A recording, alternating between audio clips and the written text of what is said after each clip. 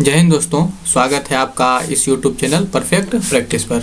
तो जैसा कि आपको पता है, इस वीडियो में हम जो है देखने वाले हैं जो रुक्मणी प्रकाशन द्वारा प्रकाशित है रेलवे स्टैटिक जीके का वॉल्यूम नंबर 2 का। ये हमारा सेट नंबर 25 है। इसके पहले सेट नंबर 24 तक हो गया है। आप नहीं देखे हैं तो उसको जाके देख लीजिए।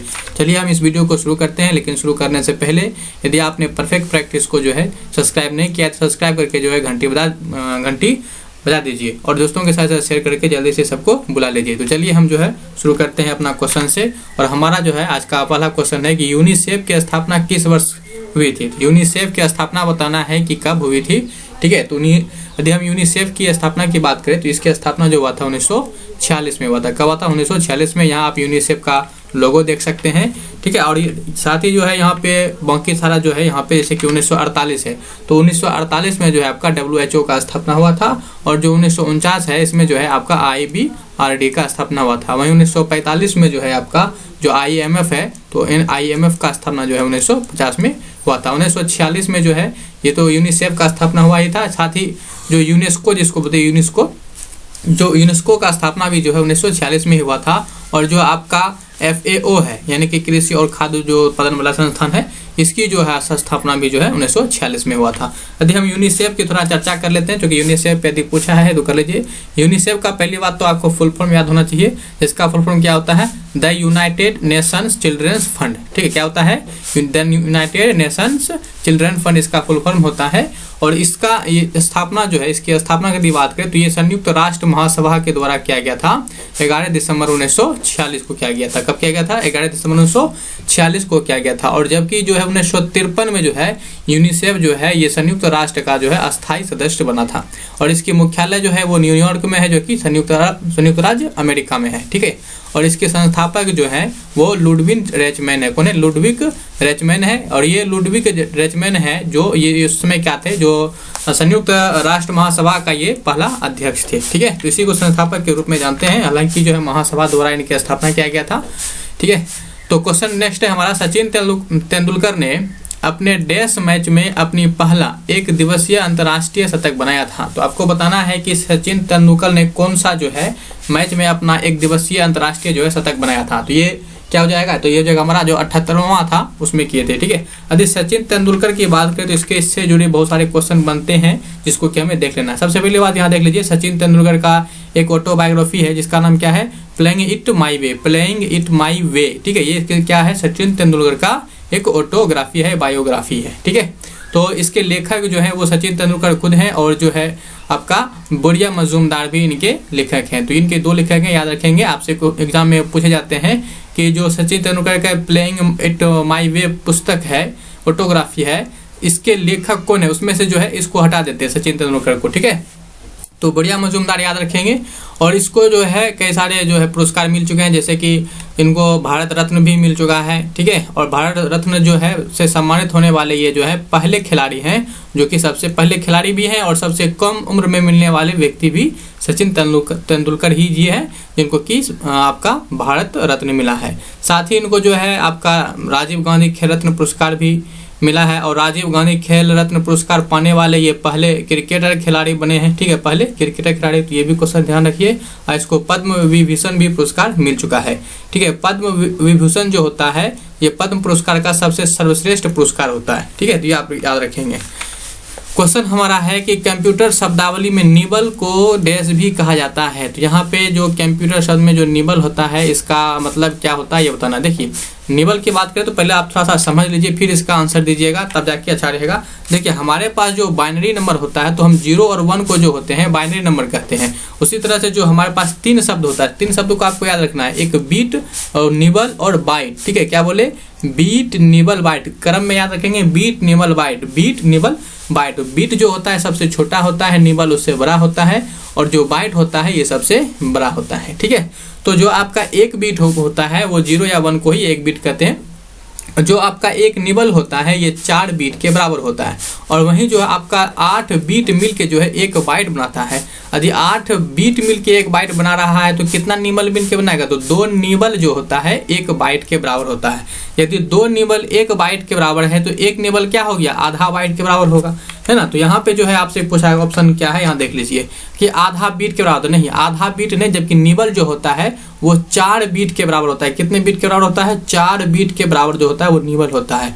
बाइट जो होता है, 1 बाइट जो होता है वो 2 निबल के बराबर होता है। क्या होता है, 2 निबल के बराबर। और आधा बाइट, तो आधा बाइट को क्या बोलते हैं हम, 4 बीट बोलते हैं, ठीक है। तो आधा जो बाइट होता है आपका, जिसको 4 बीट कहते हैं, ये आपका 1 निबल के बराबर होता है, ठीक है। तो ये ध्यान रखें, तो हमारा ऑप्शन क्या जाएगा, ऑप्शन सी। उम्मीद करते हैं आपको समझ में आया होगा। बाकी जो है आप ये भी ध्यान रखें कि 1 किलो बाइट में कितना बाइट होता है, 1024, और 1 मेगाबाइट में जो होता है आपका 1024 किलोबाइट होता है। वहीं गीगाबाइट में 1024 मेगाबाइट होगा। अधिकांश जो क्वेश्चन आपको इसमें समझने वाली बात है वो यहाँ से लेके यहाँ तक आपको समझना चाहिए, ठीक है। क्वेश्चन बढ़ते हैं नेक्स्ट की तरफ। कहता है मेखला चादर किस राज्य का जो है पारंपरिक परिधान है, यानी पोशाक है। परिधान का मतलब पोशाक होता है। तो मोखला चादर कहाँ का है, यहाँ आप देख सकते हैं ये सुंदरी, ये जो सुंदरी है ना, ये सुंदरी परियां जो है, देखिए मेखला साड़ी पहने हुए हैं, चादर से पहने हुए हैं, ठीक है। तो ये कहाँ के हैं, तो ये जो है असम के हैं। कहाँ के हैं, असम के हैं। इस पे ज़्यादा ध्यान मत दीजिए, यहाँ पढ़ने पर ध्यान दीजिए, ठीक है। तो यहाँ है असम के बारे में थोड़ी हम बात कर लेते हैं। इसकी राजधानी दिसपुर है, इसका अन्य नाम कामरूप है। कई बार क्वेश्चन में आता भी है कि असम का अन्य नाम क्या है। वहीं इसका प्राचीन नाम यदि पूछ ले तो प्रयाग ज्योतिषपुर जो है असम का प्राचीन नाम है। और भारत में सबसे अधिक उत्पादन में ये असम किस चीज़ में आगे है, तो वो चाय है। और भारत में जो सबसे अधिक पाया जाता है बांस, बांस वो भी असम में है। और बांस जो है सबसे बड़ा घास भी है, ठीक है। बिहू त्यौहार जो है वो असम का है। कामाख्या मंदिर भी जो है गुवाहाटी असम में पड़ता है। और भारत का जो सबसे प्राचीन तेल क्षेत्र डिगबोई है वो भी असम में है। यहीं पे जो है आपका जो तिनसुकिया स्थान है, जहाँ से दिबांग नदी का नाम जो है ब्रह्मपुत्र हो जाता है। तो ब्रह्मपुत्र नदी को जो है यहाँ से हम यहीं से असम से इसको ब्रह्मपुत्र नदी के नाम से जानते हैं। और यहीं पे जो है विश्व की सबसे बड़ी नदी द्वीप जो माजुली है वो यहीं है। और सबसे छोटी नदी द्वीप जो उमानंदा है वो भी असम में है जी, ठीक है। अंबिका गिरी राय चौधरी को जो है असम केसरी के नाम से जानते हैं। तो ये जो है आपके लिए इंपॉर्टेंट है। और हमने ये वाला जो है आपको कई बार पिछले कई सारे जो है स्टैटिक जीके में डिस्कशन कर चुके हैं, ठीक है। नेक्स्ट क्वेश्चन हमारे पास क्या है कि ट्विटर के सह संस्थापक कौन है। तो ट्विटर के सह संस्थापक आपसे पूछ रहे हैं, बताइए कौन हो जाएंगे। तो ट्विटर के संस्थापक हैं जैक डोर्सी, ठीक है। तो ट्विटर के सह संस्थापक मतलब क्या है कि अकेला जैक डोर्सी नहीं है, बल्कि यहाँ आप देख सकते हैं स्क्रीन पर ये 4 जो है आपका ट्विटर के संस्थापक हैं। बिल गेट जो है ये आपका माइक्रोसॉफ्ट का जो संस्थापक हो गया। और टिम बर्नर्स ली जो है ये WW जो है WWW वर्ल्ड वाइड वेब, तो इनके संस्थापक हो गए। तो ये आप ध्यान में रखेंगे, ठीक है।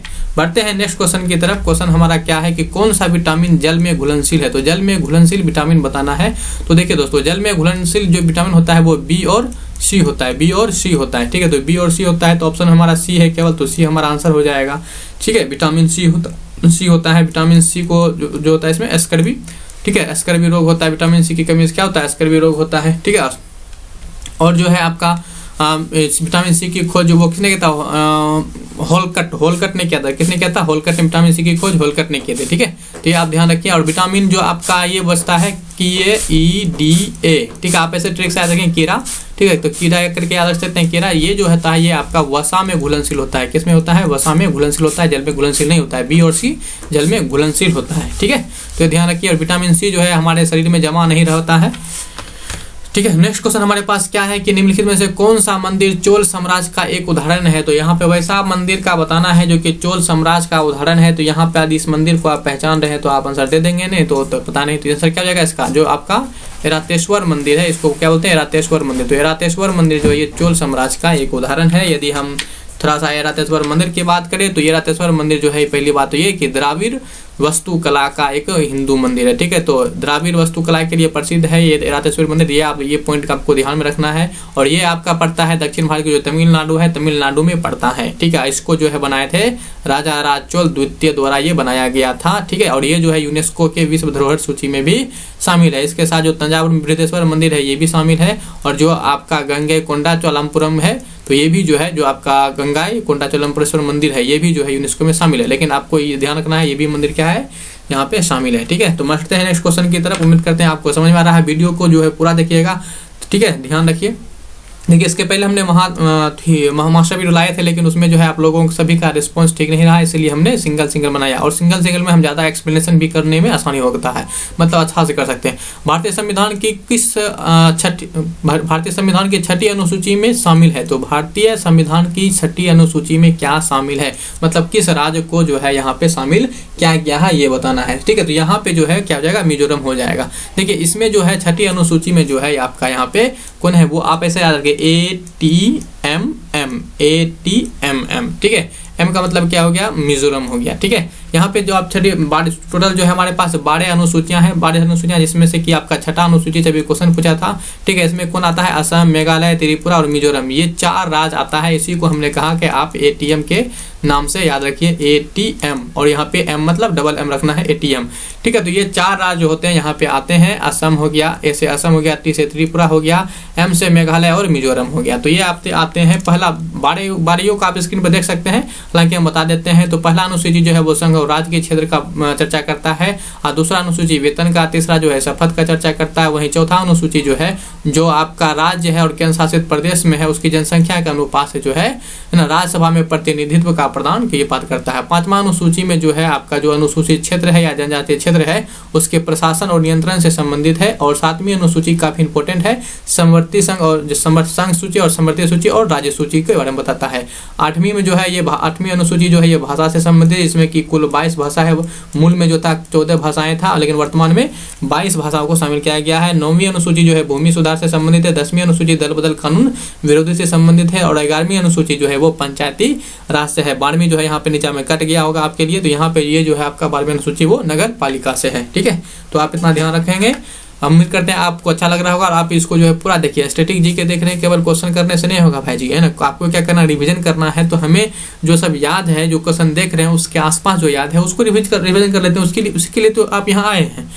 ठीक है, क्वेश्चन है अंतर्राष्ट्रीय ओजोन दिवस कब मनाया जाता है। तो ओजोन दिवस के बारे में पूछना है, कब मनाया जाता है। और ये जो है आपका NTPC में पूछा गया था, ओजोन दिवस कब मनाया जाता है। तो ये आपका 16 दिसंबर को मनाया जाता है। कब मनाया जाता है, 16 सितंबर को मनाया जाता है। ठीक है, क्वेश्चन क्या है, देखिए एडिटिंग तो होगा नहीं, डायरेक्ट जो है वो चल रहा है, डायरेक्ट। ठीक है, डायरेक्ट ही होगा। तो डैश वह नली है जो मूल नहीं या मूत्र होगा, मूत्र को किडनी से मूत्राशय तक ले जाता है। चलिए हम आपको पहले फिगर दिखाते हैं, फिर आपको समझ में आ जाएगा। ठीक है, ये जो है आपका पता है कि मनुष्य में जो है 2 जोड़ा, मतलब 1 जोड़ा किडनी 2 पीस, ये आपका जो है ये किडनी है। ठीक है, ये किडनी एक इधर है, किडनी इधर है। ठीक है, यहाँ से जो है एक पाइप देख रहे हैं, यहाँ पाइप जो है पाइप लिए लगा हुआ है। और ये जो है आपका यही क्या है, ये मूत्राशय है। ये क्या है, मूत्राशय है इसे। और यही पाइप का नाम पूछा है, बताइए ये जो पाइप आया है इसी से क्या आता है, तो इस पाइप का नाम क्या है। ठीक है, तो क्या है, यूरेटर क्या बोलते हैं, यूरेटर। इसी को हम जो बोलते हैं मूत्रवाहिनी कहते हैं। क्या कहते हैं, मूत्रवाहिनी। तो हमारा जो क्वेश्चन का आंसर हो जाएगा इसका, वो जो किडनी से मूत्राशय तक ले जाता है, कौन ले जाता है, मूत्रवाहिनी ले जाता है, जिसको कि मूत्रवाहिनी या यूरेटर आपने देखा। तो ये हो जाएगा हमारा ऑप्शन बी। ठीक है, क्या हो जाएगा, बी। उम्मीद करते हैं आपको ये पिक्चर अच्छे से समझ में आ गया होगा। ठीक है, यहाँ पे क्वेश्चन हमारे पास क्या है कि कसाव, ठीक है, कसाव फ्लैजिला बाल जैसी संरचना है, यानी कि बाल जैसी संरचना पाई जाती है, संरचना है। निम्नलिखित में से किस जीव में चालन उपांगों के रूप में कार्य करता है। यानी कि ये जो बाल जैसी संरचना है वो किस जीव में जो होता है चलने के लिए काम आता है। यहाँ पे आप देख सकते हैं ये बाल जैसी संरचना है। ठीक है, ये इस जीव को, ये जीव है। ठीक है, ये सारे तरफ समझिएगा कि किसी का पैर है या चप्पल है, ये एक जीव है। ठीक है, जीव है। तो इस जीव का नाम क्या है, यही बताना क्या है, पैरामीशियम। जो जानते हैं इसका साइंस अच्छा होगा तो बता ही दिए होंगे देख के, और नहीं फिगर देख के पता कर पाए तो हम तभी बता ही दिए। ठीक है, जुड़े रहिए, सब ठीक हो जाएगा। नेक्स्ट क्वेश्चन हमारे पास क्या है कि कौन सा विश्व का सबसे बड़ा नदी द्वीप है। देखिए अभी डिस्कशन में जो है हमने आप बताया था, जल्दी से बताइए कौन हो जाएगा, असम में है। ये अभी बताए थे ना, असम का डिस्कशन किए थे। तो विश्व के सबसे बड़ा नदी द्वीप कौन है, वो माजुली है। क्या है, माजुली, जो कि असम में है। और वहीं विश्व की सबसे छोटी नदी द्वीप जो उमानंदा है, जो कि असम में है। ठीक है, असम के बारे में तो बता ही चुके हैं, तो फिर क्या बताएंगे। शरावती नदी जो है निम्नलिखित में से कौन सा झरना निकलता है। तो शरावती नदी से कौन सा झरना निकलता है ये बताना है। तो शरावती नदी जो है ये गरसप्पा है ना, झरना निकलता है। फिगर आप देख सकते हैं। क्वेश्चन है कि लेटेराइट मिट्टी में डैश प्रचुर मात्रा में पाया जाता है। जो लेटेराइट मिट्टी है उसमें क्या चीज जो होता है वो प्रचुर मात्रा में पाया जाता है, ये बताना है। क्या हो जाएगा, आयरन ऑक्साइड। क्या हो जाएगा, आयरन ऑक्साइड हो जाएगा। क्या हो जाएगा, आयरन ऑक्साइड। क्वेश्चन नेक्स्ट है हमारा कि केरला, ठीक है, केरला गॉड ऑन कंट्री। ठीक है, गॉड्स ऑन कंट्री, केरला के बारे में कहा गया गॉड ऑन कंट्री। पुस्तक के लेखक कौन है। तो लेखक कौन है, आप तो फिगर देख के समझ गए होंगे कौन है, शशि थरूर। तो साथ ही जो है आपको जो है इसके और भी कई सारे बुक हैं जो कि आपको स्क्रीन पर दिख रहा है, जैसे कि डार्कनेस, ठीक है, एन एरा ऑफ डार्कनेस, ये भी जो है शशि थरूर के हैं, है ना, कि वाई आई एम हिंदू, ठीक है, ये भी जो है आपका शशि थरूर के हैं। द ग्रेट इंडियन नोवेल जो है ये भी शशि थरूर के हैं, और द पैराडॉक्सिकल, ठीक है, ये भी जो है शशि थरूर का। तो आपको जो है ये सारे बुक जो है अच्छा से याद रखना है, वो काफ़ी इंपॉर्टेंट है। क्वेश्चन नेक्स्ट हमारे पास है क्या है कि भारतीय रेलवे कोच फैक्ट्री किस शहर में स्थित है। तो यहाँ पे बताना है कि जो रेल कोच फैक्ट्री है, रेल कोच फैक्ट्री है वो कहाँ है, ये बताना है, जल्दी से बताइए कहाँ है। जी हाँ, ये बिल्कुल कहाँ है, कपूरथला में है। कहाँ है, कपूरथला में है, ठीक है। नेक्स्ट क्वेश्चन हमारे पास क्या है कि कुमाऊं हिमालय निम्नलिखित में से किन दो नदियों के बीच स्थित है। जो कुमाऊं हिमालय है वो किन नदियों के बीच स्थित है, ये बताना है, जल्दी से कहाँ है। जी ये कहाँ है, सतलज और काली नदियों के बीच जो है आपका ये कुमाऊं हिमालय पड़ता है, ठीक है। क्वेश्चन हमारे पास क्या है कि भारत में किसके सुझावों पर सरकार द्वारा कृषि फसलों का न्यूनतम समर्थन मूल्य यानी कि एमएसपी जिसको कहते हैं निर्धारित किया जाता है, यानी कि एमएसपी का निर्धारण किसके द्वारा किया जाता है, ये बताना है। तो आंसर क्या जाएगा आपका, जो कृषि लागत है और जो मूल्य आयोग है उसके द्वारा जो है किया जाता है, यानी CACP के द्वारा जो है ये एमएसपी का निर्धारण किया जाता है, ठीक है, याद रखेंगे। क्वेश्चन हमारा है भारत के राष्ट्रीय प्रतीक पर उल्लेखित सत्यमेव जयते शब्द उपनिषद से लिया गया है। तो जो सत्यमेव जयते शब्द है, सत्यमेव जयते शब्द है जो कि भारत का राष्ट्रीय प्रतीक पर क्या है लिखा गया है, ये जो है कहाँ से लिया गया, किस उपनिषद से। सबको पता है ये मुंडक जिसको बोलते हैं मुंडक उपनिषद, तो मुंडक उपनिषद से इसको लिया गया है, तो ये हमारा हो जाएगा। और ये जो आपका राष्ट्रीय चिन्ह जिसको कि हम बोलते हैं, क्या बोलते हैं, राष्ट्रीय चिन्ह जो होते हैं, ये अशोक चिन्ह है। क्या है, अशोक चिन्ह इसको बोलते हैं। और इस अशोक चिन्ह में जो है दोस्तों वो क्या है, 4 शेर है। क्या है, 4 शेर है, लेकिन दिखाई कितने देते हैं, दिखाई 3 देता है, लेकिन है कितना, 4 है, ठीक है। 4 शेर है किंतु दिखाई 3 देते हैं। और इसी के नीचे जो है वो चक्र बना हुआ है, इस शेर के नीचे ही क्या बना हुआ है, चक्र बना हुआ है। क्या बना हुआ है, चक्र बना हुआ है, ठीक है। तो ये आप ध्यान रखेंगे, ठीक है ना। और इसे चिन्ह को जो है कब अपनाया गया था, जल्दी से बताइए। इस प्रतीक को जो है कब अपनाया गया था, ये अपनाया गया था कब आपका 26 जनवरी 1950 को। कब अपनाया गया था, 26 जनवरी 1950 को अपनाया गया था। चलिए बढ़ते हैं नेक्स्ट क्वेश्चन की तरफ। क्वेश्चन हमारे पास क्या है कि 12वीं अनुसूची क्या है, 12वीं पंचवर्षीय योजना की अवधि कब से कब तक है। तो 12वीं पंचवर्षीय योजना का अवधि जो है कब से कब तक है, ये बताना है। कब से कब तक है, ये 2012 से लेकर 2017 तक है, 2012 से लेकर 2017 तक है, ठीक है। ये हमारा क्या था, अंतिमा जो है आपका पंचवर्षीय योजना यही था, ठीक है। अंतिमा पंचवर्षीय योजना यही था। यदि हम बात करें पंचवर्षीय योजना यानी कि योजना आयोग, पहले क्या हुआ करता था, योजना आयोग, लेकिन अब जो है इसको योजना आयोग को हटा करके जो है नीति आयोग बना दिया गया है। लेकिन पहले योजना आयोग के बारे में थोड़ा सा देख लीजिए। योजना आयोग की जो स्थापना है वो 15 मार्च 1950 को हुआ था, और ये जो था एक गैर संवैधानिक और गैर वैधानिक निकाय था, और किस समिति के सिफारिश पे हुआ था, तो केसी नियोगी समिति के सिफारिश पर आधारित था। और जो योजना आयोग के अध्यक्ष होते हैं वो कौन होते हैं, जो पदेन प्रधानमंत्री होते हैं वही होते हैं, ठीक है। और इसके प्रथम जो योजना आयोग का प्रथम अध्यक्ष था वो कौन थे, जवाहरलाल नेहरू थे। और अंतिम जो अध्यक्ष है वो नरेंद्र मोदी थे इसीलिए क्योंकि योजना आयोग नहीं रहा, ठीक है। और नीति इसके जगह पे जो है नरेंद्र मोदी सरकार ने ही जो क्या कि इस योजना आयोग को हटा करके नीति आयोग लाया। कई बार क्वेश्चन जो पूछा जाता है कि नीति का जो है फुल फॉर्म क्या होता है, तो हिंदी में तो होता है भारत के परिवर्तन हेतु संस्थान, अंग्रेजी में लेकिन क्वेश्चन पूछा जाता है क्या होता है, तो national institution for transforming India, ठीक है। क्या होता है, national institute for transforming India, ये इसका होता है। और स्थापना जो होता है जो इसका हुआ है नीति आयोग का वो 1 जनवरी 2015 को हुआ। और ये भी जो है एक गैर संवैधानिक और गैर वैधानिक निकाय है, ठीक है। तो दोस्तों आपको ये कैसा लगा आप हमको जरूर कमेंट करके बताइएगा, ठीक है। इस वीडियो में जो है हम इतना ही रखेंगे, ठीक है। यदि आपने हमारे इस चैनल को परफेक्ट प्रैक्टिस चैनल को जो है सब्सक्राइब नहीं किया है, सब्सक्राइब करके घंटी बजा दीजिए, छुट्टी हो चुका है। और लाइक करके जाइएगा, कमेंट करके जाइएगा, और शेयर तो जरूर कर दीजिएगा और भी लोगों को जोड़ने के लिए। जितने भी दोस्त मिले सबका मोबाइल लेके जो है ना वो यूट्यूब में सर्च कीजिए जीके बाय परफेक्ट प्रैक्टिस, और इस चैनल को जो है फटाक से सब्सक्राइब उसके मोबाइल में कर दीजिए, ठीक है। ज़्यादा से ज़्यादा लोग हमसे जुड़ पाए तभी और एनर्जी मिलेगा, जितना लोग जुड़ेंगे उतना हमें एनर्जी आएगा, उतना और अच्छा से हम बताते चलेंगे, ठीक है। तो आपको इस वीडियो को पूरा देखने के लिए आपको बहुत बहुत धन्यवाद। जिन दोस्तों ने अभी तक सब्सक्राइब नहीं किया है करके कर लिया, जिन्होंने किया है उसको मेरे बहुत धन्यवाद फिर से, ठीक है। तो ठीक है, मिलते हैं नेक्स्ट वीडियो में, तब तक के लिए जय हिंद।